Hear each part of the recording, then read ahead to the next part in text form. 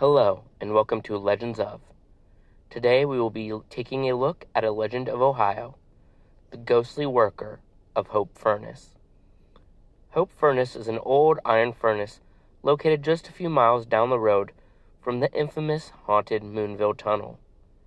From 1854 to 1874, the furnace operated 24 hours a day and processed 15 tons of iron a day. At night, a watchman would tend to the fires of the furnace to make sure it was always operational. These watchmen were solely responsible for keeping the operation going at night, and if you believe the legends, would let nothing keep them from their work, not even death.